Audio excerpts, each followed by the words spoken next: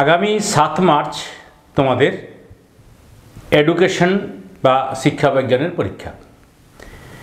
তো তোমাদের দাবি মতো লাস্ট মিনিট সাজেশনে মাত্র কয়েকটা প্রশ্ন তুলে ধরছি, দেখে নেবে এই প্রশ্নগুলো তোমার করা আছে কি না। আমি বলার সাথে সাথে সেই প্রশ্নে তোমাদের সাজেশন আগে দিয়েছি, জাস্ট সেই প্রশ্নগুলোতে টিকমার্ক মেরে রাখবে যে এই প্রশ্নগুলো তোমাদের করতেই হচ্ছে। ইতিমধ্যে আমরা বাংলা, ইংরেজি, ইতিহাস, ভূগোল, পল সায়েন্স, হিস্ট্রি এইসব সাবজেক্টের সাজেশন দিয়েছি। তো চলো আমরা স্টার্ট করি। প্রথমেই বলে রাখি এসএকিউ এবং এমসিকিউ, অর্থাৎ এমসিকিউ 1 নম্বর দাগে থাকে আর এসএকিউ 2 নম্বর দাগে থাকে। 3 নম্বর দাগে তোমাদের দুটো প্রশ্ন থাকে যার মান হচ্ছে 4, অর্থাৎ 4-এর জন্য দুটো প্রশ্ন, 3-এর দাগে 3-এর এ এবং 3-এর বি। তো তোমাদের এটা অধ্যায় 9 এবং অধ্যায় 10 নিশ্চয়ই জানো সেটা। তো এখানে 3A এবং 3B জন্য কোন প্রশ্নটা দেখবেই, আমি বেশি প্রশ্ন বলবো না। প্রথমত বলি অন্ধ শিশুদের শিক্ষা পদ্ধতি। ব্রেল পদ্ধতি উল্লেখ করে দিতে পারে যে ব্রেল পদ্ধতি সম্পর্কে আলোচনা করো। এটা কিন্তু 1 নম্বরের প্রশ্ন এবং এটাই পরীক্ষার হলে লিখবে, রীতিমতো প্র্যাকটিস করে যাও। দ্বিতীয় প্রশ্ন, প্রতিবন্ধী শিশুদের শিক্ষার উদ্দেশ্য বা প্রয়োজনীয়তাগুলি কি কি, এটা দ্বিতীয় প্রশ্ন। যারা এর থেকে অধিক প্রশ্ন করতে চাও তারা অবশ্যই আগের সেশনটা দেখে নেবে। এরপর অধ্যায় 10 থেকে 3-এর বি এর প্রশ্ন, সেটা হচ্ছে সর্বশিক্ষা অভিযান বলতে কি বোঝো, এর লক্ষ্য, মূল উদ্দেশ্য আলোচনা করো। দ্বিতীয় প্রশ্ন, এটা ওর থেকেও বেশি ইম্পর্ট্যান্ট, সার্বজনীন প্রাথমিক শিক্ষার প্রয়োজনীয় কতগুলি পদক্ষেপ সম্পর্কে আলোচনা করো। মানে কয়েকটি পদক্ষেপ, প্রয়োজনীয় কয়েকটি পদক্ষেপ সম্পর্কে আলোচনা করো।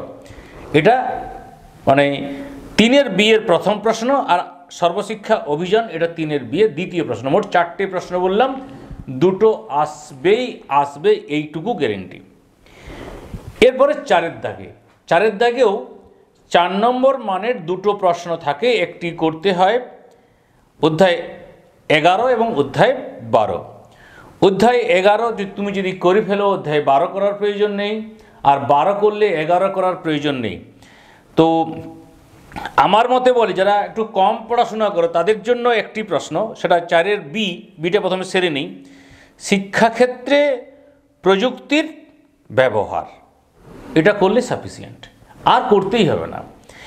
আর যদি এতে করো তাহলে এক্ষেত্রে 2-3টে প্রশ্ন, জ্ঞানার্জনের জন্য শিক্ষা, এর উদ্দেশ্য পূরণে বিদ্যালয়ের ভূমিকা, একত্র বসবাসের জন্য শিক্ষা, উদ্দেশ্য পূরণে বিদ্যালয়ের ভূমিকা, এই দুটো মূল প্রশ্ন। আর একটা বাড়তি প্রশ্ন দেখতে পারো, মানুষ হয়ে ওঠার শিক্ষা, এই উদ্দেশ্য কার্যকরী করতে বিদ্যালয়ের ভূমিকা। তাহলে আমার মতে কি বলে, অধ্যায় 12 থেকে প্রশ্নটি করবে, সেটা হচ্ছে শিক্ষাক্ষেত্রে প্রযুক্তির ব্যবহার আর হার্ডওয়্যার এবং সফটওয়্যারের নীতি এবং তাদের মধ্যে পার্থক্য। চলে এলাম 5-এ তোমাদের 3টে প্রশ্ন থাকবে, দুটো করতে হবে। এক্ষেত্রে 5-এর সি স্ট্যাটিস্টিক্স থাকবে। সেখানে গত বছর গড় নির্ণয় ছিল। তো যারা অঙ্কের পাঠটি তাদের কাছে সুবিধা, তারা প্রথম যে শিখন অধ্যায়টি এটা বাদ দিয়ে দিতে পারো। কিন্তু যাদের কাছে স্ট্যাটিস্টিক্স একটু জটিল লাগে তাদের কিন্তু প্রথম অধ্যায় এবং দ্বিতীয় অধ্যায় এই দুটো কিন্তু ভালো করে করতেই হবে, শিখন এবং শিখন কৌশল। তোমরা 5-এর এ এটার থেকে স্টার্ট করি। প্রথম প্রশ্ন, আগ্রহ কাকে বলে? শিক্ষায় আগ্রহের গুরুত্ব সম্পর্কে আলোচনা করো। আশা করি করা রয়েছে, হ্যাঁ কি না? তো নিচে দেওয়া একটা প্রশ্ন থাকলো, অবশ্যই সেটা কমেন্টে উত্তর দেবে। দ্বিতীয় প্রশ্ন, শিখনের সংজ্ঞা নির্দেশ করো। এবং এর বৈশিষ্ট্যগুলি লেখো। এরপরে যেগুলো রয়েছে স্পিয়ারম্যানের দ্বি উপাদান তত্ত্ব এবং থার্স্টনের দলগত উপাদান তত্ত্ব, দুটোই করতে হচ্ছে, পার্থক্য হিসাবে দেখতে হবে এবং সিঙ্গেল সিঙ্গেল করতে হবে। আর এছাড়া প্রেষণা কাকে বলে, জৈবিক প্রেষণা এবং সামাজিক প্রেষণা কি, প্রেষণার শিক্ষাগত গুরুত্ব ব্যবহার করো। তার মানে 4টে প্রশ্ন কিন্তু এখান থেকে 4-5টা প্রশ্ন হয়ে যাচ্ছে।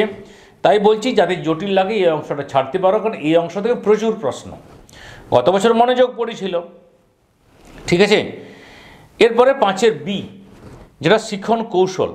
শিখন কৌশলটা তুলনামূলক সহজ, সেখান থেকে কমন আসা অনেকটাই সাজেশন নির্ভর হয়। কীরকম না, এখান থেকে মাত্র 2-3টি প্রশ্ন। কোহলার যে পরীক্ষাটি করেছিলেন অন্তর্দৃষ্টিমূলক শিখনের জন্য শিম্পাঞ্জির উপরে, সেটা পড়তে পারো, সেটা পড়বে। আর প্রচেষ্টা এবং ভুল তত্ত্ব থর্নডাইকের, তিনি বিড়ালের উপর পরীক্ষা করেছিলেন। এই দুটো তোমাকে করতেই হচ্ছে, শিক্ষায় প্রচেষ্টা এবং ভুলের যে তত্ত্ব তার গুরুত্ব কী। আর 3য় প্রশ্ন দেখবে অপানুবর্তন কাকে বলে, শিক্ষায় সক্রিয় অনুবর্তনের গুরুত্ব, বৈশিষ্ট্য। তো এই 3টে প্রশ্ন থাকলো। প্রথম অধ্যায় থেকে একটু বেশি প্রশ্ন করতেই হবে। আর 3য় শিক্ষায় রাশিবিজ্ঞান, এখানে কতগুলো সংজ্ঞা দেখবে, রাশিবিজ্ঞানের সংজ্ঞা, পরিসংখ্যা বিভাজনের সংজ্ঞা, কেন্দ্রীয় প্রবণতা, পরিসংখ্যা, বহুভুজ, অবিচ্ছন্ন চল, এই কতগুলো সংজ্ঞা দেখতে হচ্ছে। আর যেটা বড় স্ট্যাটিস্টিক্স হিসেবে পড়তে পারে সেটা হচ্ছে পরিসংখ্যা বিভাজন, স্থাপন এবং মধ্যমান নির্ণয়ন অথবা মোড বা ভূইষ্ঠক নির্ণয়। এই দুটো প্রশ্ন মানে দুটো টাইপের স্ট্যাটিস্টিক্স পড়বে। এরপরে আমাদের 6-এর দাগের প্রশ্ন। 6-এর দাগেও 3টে প্রশ্ন থাকে। 3টে প্রশ্নের মধ্যে তোমাকে 2টো প্রশ্ন করতে হবে। তো এখানে কমিশন বিষয়গুলো রয়েছে, তো তুমি কোনটা করবে সেটা তোমাকে আগেভাগে স্থির করে নিতে হবে যে আমি এগুলো করব। তাহলে আমরা প্রথমে 6-এর এতে যাই। 6-এর এতে 4র্থ অধ্যায় এবং 5ম অধ্যায় থেকে প্রশ্ন থাকে একটা। তা যদি 4র্থ অধ্যায়টা করো, এটা লেস ইম্পর্টেন্ট। সমসুযোগ কাকে বলে, শিক্ষায় সমসুযোগের ধারণাটি ব্যাখ্যা করো, এটা পড়ার খুব একটা প্রয়োজন নেই, আশা করি আসবে না। কিন্তু রাধাকৃষ্ণন কমিশনের গ্রামীণ বিশ্ববিদ্যালয় সম্পর্কিত সুপারিশগুলি আলোচনা করো। যদি 2টো করো, একটা শিওর। এবার 6-এর বি, এখানে তোমার 6 নম্বর অধ্যায়, যেটা মুদলিয়ার কমিশন বা মাধ্যমিক শিক্ষা কমিশন। মাধ্যমিক শিক্ষা কমিশনে যেটা করতে হচ্ছে, মুদলিয়ার কমিশনের মতে মাধ্যমিক শিক্ষার লক্ষ্য ও উদ্দেশ্যগুলো কী কী, এই প্রসঙ্গে সপ্তপ্রভা ধারণাটি আলোচনা করো বা বর্ণনা করো। তাহলে একটাই প্রশ্ন। আর 6-এর সি, এরা 7 এবং 8 অধ্যায় থেকে এই প্রশ্নটা থাকে। তো এখান থেকে যে প্রশ্নগুলো তোমাকে 7-এর থেকে দেখবে, প্রাথমিক শিক্ষা সংক্রান্ত বা প্রাক প্রাথমিক শিক্ষা সংক্রান্ত কোঠারি কমিশনের সুপারিশ, তার লক্ষ্য, কাঠামো, পাঠ্যক্রম, এই বিষয়টা, এটা 1ম নম্বর। আর যদি 2য় কোনো প্রশ্ন দেখো, তাহলে উচ্চশিক্ষার লক্ষ্য এবং কাঠামো সম্পর্কে কোঠারি কমিশনের বক্তব্য এবং তার সুপারিশগুলি কী ছিল। তারপর 2টো প্রশ্ন, এটা প্রাথমিক শিক্ষা সংক্রান্ত, একটি উচ্চশিক্ষা সংক্রান্ত। গত বছর মাধ্যমিক শিক্ষা সংক্রান্ত প্রশ্ন কিন্তু এসেছিল। আর 8 নম্বর অধ্যায় জাতীয় শিক্ষানীতি 1986, এইখান থেকে সবথেকে গুরুত্বপূর্ণ যে অপারেশন ব্ল্যাকবোর্ড এবং নবোদয় বিদ্যালয়। অর্থাৎ প্রশ্নটা কি না, 1986 সালের জাতীয় শিক্ষানীতিতে অপারেশন ব্ল্যাকবোর্ড ও নবোদয় বিদ্যালয় গঠনের ক্ষেত্রে কী কী সুপারিশের কথা বলা হয়েছে। জাতীয় শিক্ষানীতি 1986-এর মূল সুপারিশগুলি আলোচনা করো। এই ছিল প্রশ্ন। আশা করি এই প্রশ্নগুলো করে গেলেই তুমি সব কমন পাবে।